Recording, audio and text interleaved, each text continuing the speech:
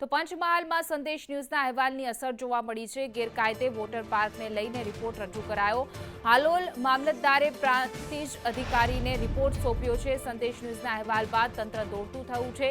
2 વર્ષથી પરમિશન વગર water park ધમધમતું હતું। પરમિશન આપવામાં આવી નથી। મામલતદારે પણ કબૂલ્યું છે। પંચમહાલમાં આ હાલોલ વડા તળાવ વોટર પાર્ક વગર પરમિશન વગર છે તે આખું વોટર પાર્ક ધમધમી રહ્યું હતું। સંદેશ ન્યૂઝના અહેવાલ પ્રસારિત થયા બાદ હવે મામલતદારે કાર્યવાહી કરી છે। હાલોલ મામલતદાર દ્વારા કાર્યવાહી કરવામાં આવી છે। વોટર પાર્ક કલેક્ટરની પરમિશન વગર ચાલતું હતું।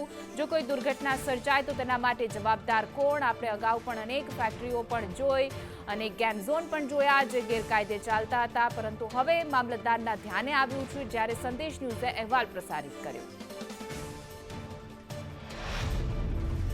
એટલે અમને માહિતી મળતા મેં મારી ટીમ રવાના કરી હતી અને અમારી ટીમે ત્યાં ચકાસણી કરી હતી। અમારે જે જમીનની મેટર જે ચકાસણી એ કરી હતી, પરંતુ ત્યાં અમારી ટીમ જતાં જાણવા મળ્યું કે વોટર રાઇટ ચાલે છે। એનો ખરેખર એને પરવાનો જે જિલ્લા મેજિસ્ટ્રેટ સાહેબ તરફથી મળેલ નથી। એટલે અમે ત્યાંથી જે અમારી કાર્યવાહી કરીને અમે અહેવાલ આજે નાયબ કલેક્ટર સાહેબને સુપ્રત કરીશું। સર, કયા પ્રકારનો વોટરફોલ ચાલતો હતો અને પરમિશન કેટલા સમયથી ન હતું? પરમિશન એને જે વોટર પાર્કના માલિકે લખાવ્યા મુજબ એ 2 વર્ષથી ચલાવતો હતો તેવું જણાવે છે।